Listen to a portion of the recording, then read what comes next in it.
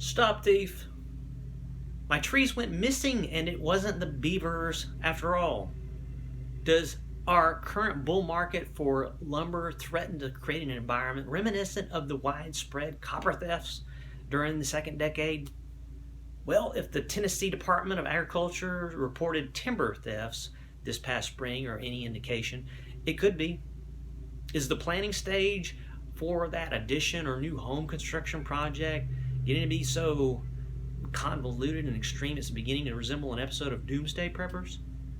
What are driving lumber prices this summer in 2021? Well, there's no shortage of speculators, and depending on the expert witness you ask, you could get a variety of answers.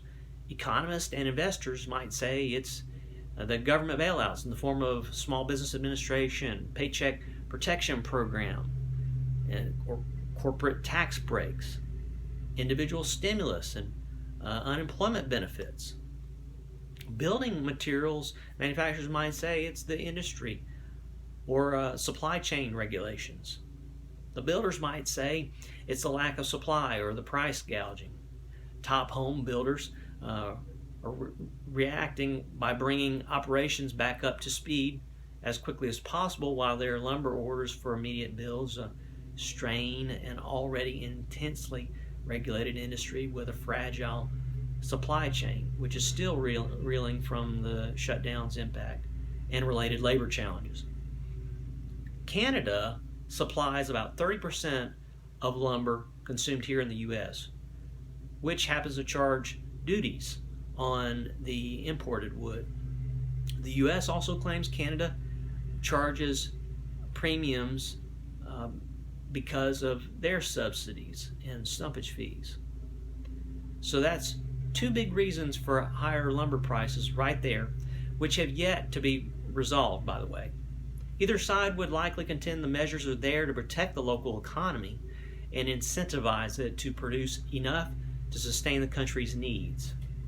Too much foreign dependence for products and services, because we cannot or refuse to produce for ourselves, can create a precarious environment in the future, such as when relations between the countries become strained, where we are held over barrel and must then pay any price or do without. How soon will we be faced with such unfortunate policies? Thanks for sharing your thoughts below. Also, be sure to give me a thumbs up and subscribe if you're enjoying this content. Since the world awakened to the coronavirus way back in March 2020, lumber prices have skyrocketed from a stable $330 per thousand board feet to over $1,250 per thousand board feet a day.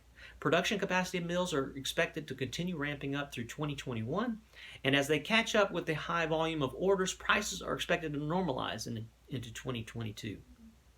Ultimately, capital investments will be necessary to provide the stability and long-term solution America needs, according to lumber industry analyst Dustin Jalbert.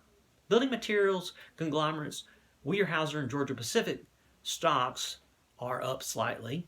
According to the Wall Street Journal, Weyerhaeuser shares have actually only increased by 26.5%, while Georgia Pacific shares have increased by 25% since the start of 2020. Small to medium-sized mill operators are also seeing some increased profits due to the increased demand. Timberland owners' raw product, on the other hand, is fetching prices that strangely remain stagnant, even though harvesting volume per acre is as high as ever thanks to technological advances. The big four home builders, D.R. Horton, Pulte Group, Lennar Corporation, and Toll Brothers, are all posting healthy stock prices for the first half of 2021. They are all poised to spring back to full capacity as more sufficient labor and a variety of building materials become available.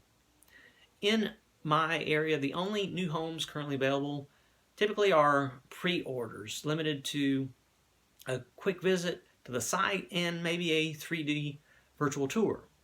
There is likely to be a waiting list in the community with 10 to 30 names on it, all on standby for a chance to make their deposit on the next release building permit from the already heavily burdened county building department. These and other factors have resulted in price increase of nearly $36,000 to the average single-family home and an increased rent of approximately $119 a month for new apartments. The added cost is certainly straining many growing families' budgets as they look to move up to a much needed larger home, whether new or resale. Some are looking out of state in more affordable markets, while many others feel forced to stay put and wait it out. So whether you are planning to make the best of what you currently have by completing an addition, performing some needed updates, or in the event a move is unavoidable, factor in the additional cost. While the downward trend for lumber in recent weeks is certainly welcomed, is it too soon for a sigh of relief? Will lumber prices continue their downward trend? How low do you think they will go? I look forward to the continued discussion in future videos as solutions are worked out. This is Shane Huey.